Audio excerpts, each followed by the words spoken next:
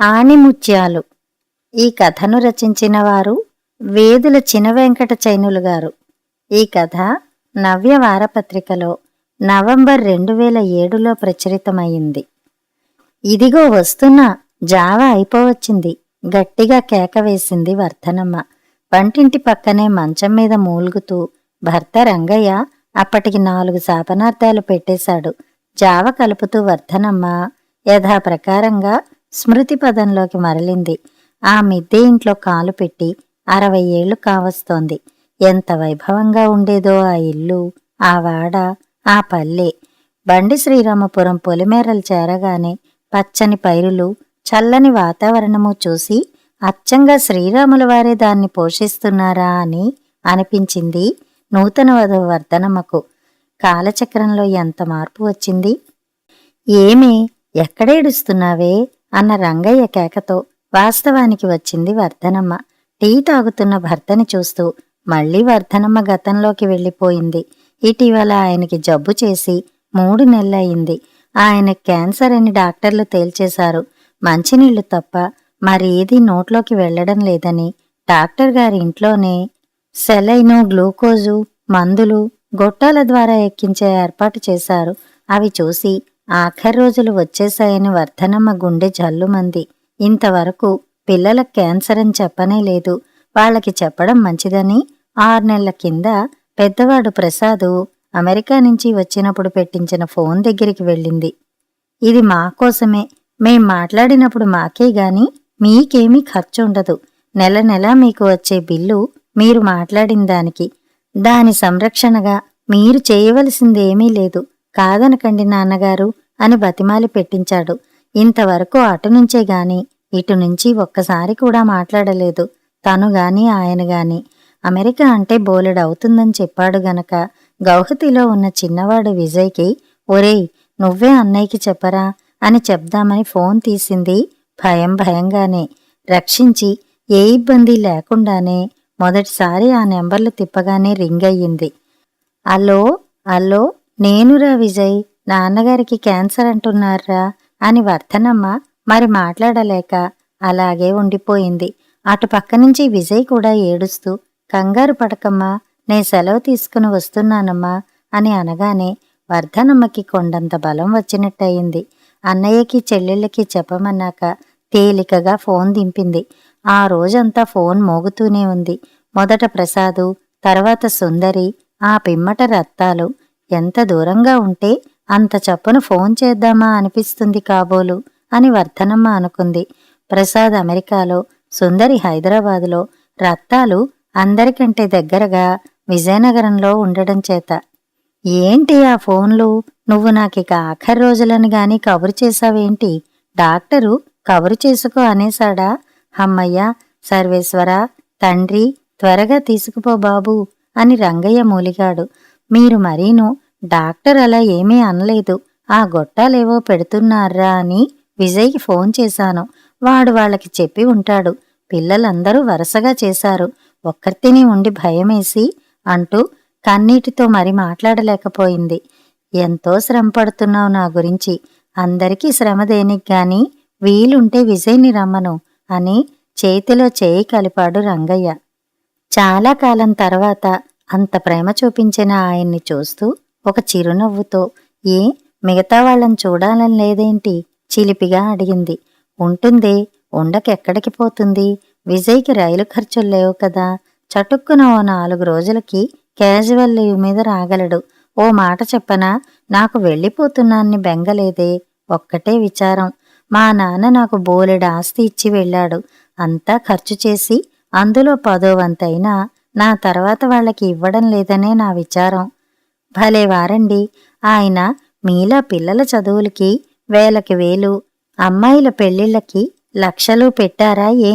అదలా ఉంచి ఆస్తిపాస్తులు మాకేమీ అవసరం లేదు, అన్నీ అమ్మేసి ఓ చిన్న ఇంట్లో హాయిగా ఉండండి అనే కదా వాళ్ళు నూరిపోస్తున్నారు. మరి దేనికి ఆ విచారమంటా? అవును, పిల్లల ఆణిముత్యాలు అని కళ్ళు మూసుకుని ఉండిపోయిన ఆయన్ని చూసి అప్పటికే చాలా మాట్లాడి అలసిపోయారని చల్లగా అక్కడ్నించి కదిలి వర్ధనమ్మ వచ్చేయబోతుంటే చేయి పట్టుకుని రంగయ్య మళ్ళీ, ఈ గొట్టాలు పెట్టాక కొంత హాయిగా ఉంది. అదేదో వెళ్తున్నంతసేపు. పిల్లలే సంపద అంటారు. ఆ లెక్కన మనం కోటీశ్వర్లమేనే. ప్రసాద్ ఒక్కరోజైనా అల్లరి చేయలేదు. క్లాసులో ఎప్పుడూ ఫస్టు. అలాంటి వాడిని కూడా నా బెంగలో నేను కొట్టాను చాలాసార్లు. సినిమాలు ఆటలు అంటూ పాడైపోతున్నాడంటూ. కాసేపు గతం స్మరిస్తూ మళ్ళీ ఒక చిరునవ్వుతో, మీరలా అబ్బాయిల గురించే వర్ణించేస్తున్నారు. మరి అమ్మాయిలు తీసిపోయారా ఏంటి? అంతా నేనే చెప్పేస్తే నీకేమీ ఉండదని అని ఒక చిరునవ్వు విసిరిన భర్తను చూసి పొంగిపోతూ వర్ధనమ్మ అతని గుండె నిమురుతూ తల వంచుకుని ఉండిపోయింది. ఎంతకీ తలెత్తని ఆవిడతో రంగయ్య, పోనీలే, మన మనసుల్లో ఉన్నది ఒకటిగా చేసి నేనే చెప్తాను. అబ్బాయిలు ముత్యాలైతే అమ్మాయిలు రత్నాలు అనే అనాలి. పెద్దది మా అమ్మ పేరు పెట్టినందుకు సాక్షాత్తు అమ్మే మళ్ళీ మన ఇంటికి వచ్చిన రత్నం. ఎంత సహనమో. అదే మన చిన్నదైతే ఆ రాకాసి అత్తగారికి ఎప్పుడో బుద్ధి చెప్పి ఉండి ఇంటి పెత్తనం చక్కబెట్టేది. రంగయ్య అవి ఇవి మాట్లాడి అలసిపోయి కన్నులు మూసుకున్నాడు.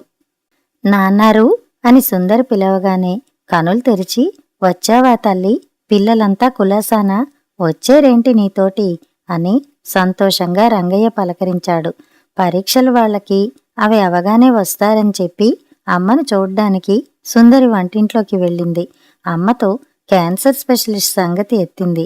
డాక్టర్ గారన్నది నాన్నగారి అభిమతము అమ్మ స్పష్టంగా చెప్పినా తన మాట కాదనరని నిబ్బరంతో సుందరి వెళ్ళి, నాన్నారు, క్యాన్సర్ స్పెషలిస్ట్కి చూపించుదామని ఉంది.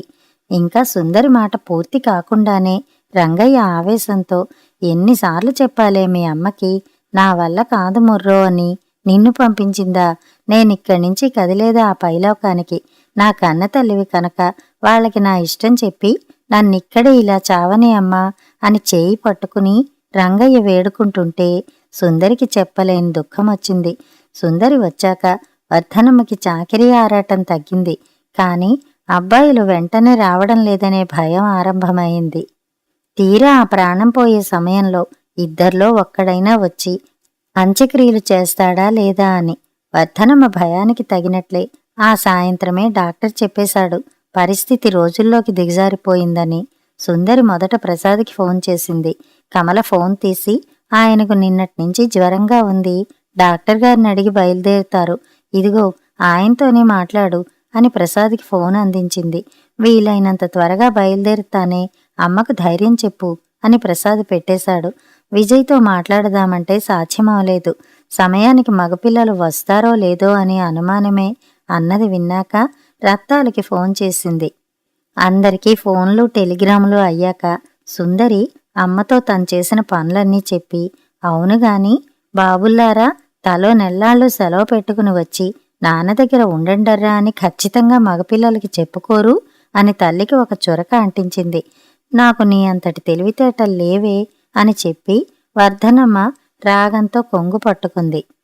కళ్ళ నిండా నీళ్లు నింపుకుని రత్తాలు మాత్రమే బయలుదేరింది. రంగయ్య ప్రాణం పోయిన వేళకి ప్రసాద్ నుంచి గాని విజయ్ నుంచి గాని బయలుదేరుతున్నామన్న కబురే లేదు. ముకుందమయ్య ఆనాటి తంతు జరిపి దహనక్రియ చేశాడు. ఆ మరునాడు శంకరం, గంగాయమ్మ పరామర్శకు దిగారు. విజయ్ ప్రసాదులు ఫోన్ చేశారు బయలుదేరుతున్నామని. రాజమండ్రిలో గోదావరి తీరాన మిగిలిన కర్మకాండ జరుపుకుందామని చెప్పారు. 4వ రోజుకి విజయ్, ఆ మరునాటికి ప్రసాదు శ్రీరాంపురం చేరుకున్నాక 8వ రోజు నుంచి రాజమండ్రిలో గోదావరి తీరాన్ని రంగయ్య గారి అంత్యక్రియలు పూర్తయ్యాయి. పిల్లలందరూ గెస్ట్ హౌస్లోని పెద్ద డ్రాయింగ్ రూమ్ సోఫాలలో విశ్రాంతి తీసుకుంటున్నారు. నీరసమంటూ వర్ధనమ్మ ఆ పక్క పడగ్గదిలో నేలపైన చాపపరుచుకుని నడుము వాల్చింది. లీలగా రంగయ్య ఎదురుగా కనబడి, నీకెందుకు ఇంకా దిగులు? ఆణిముత్యాల్లాంటి పిల్లలు నా అంత్యక్రియలన్నీ సవ్యంగా జరిపించారు కదా అని అంటున్నాడు. అదే సమయంలో సన్నగా పక్క రూమ్ నుంచి పిల్లల మాటలు అలా అలా వినిపిస్తున్నాయి. అమ్మ మా దగ్గర ఉంటే మాకు అమ్మకి కూడా ఎంతో సుఖం. ఒక్కటే చిక్కు, ఆ దేశంలో వంటికి ఏది వచ్చినా హెల్త్ ఇన్సూరెన్స్ లేకపోతే చచ్చినంత ఖర్చు. ముందు మనకున్నదంతా అయిందనిపించి దివాళా తీసామన్నాకనే ఉచితంగా ట్రీట్మెంట్ జరిపిస్తారు. అమ్మకి మా ఇన్సూరెన్స్ పనికిరాదు. తనకి సిటిజన్షిప్ వచ్చాకనే ప్రభుత్వ హెల్త్ పాలసీ వస్తుంది. అది రావడానికి ముందు గ్రీన్ కార్డ్ రావాలి. అది వచ్చిన 5 ఏళ్ల తర్వాత అప్లై చేస్తే ఆ మీద మరో ఏడాది నాటికి అది తేలుతుంది. ఇప్పటిదాకా అమ్మకేమీ లేదు, కాని వయసు మీరింది కదా. నాన్నకి మొన్నటి దాకా ఏమీ లేదు. చూడండి ఎలా వచ్చి పడిందో ఒక్కసారి. అది అలా ఉండగా ఖర్చు మాట అటుంచి అమ్మే విమానంలో అంతసేపు ప్రయాణం చేయాలి. ఒకవేళ ఎప్పుడన్నా అమ్మను చూడాలనిపిస్తే మీరే రావాలి అక్కడికి. మేమెలా రాగలన్రా అంత ఖర్చు పెట్టుకుని, అంది రత్తాలు. అమ్మని చూడడానికి ఖర్చు పెట్టుకుని వాడు రావాలి కదా.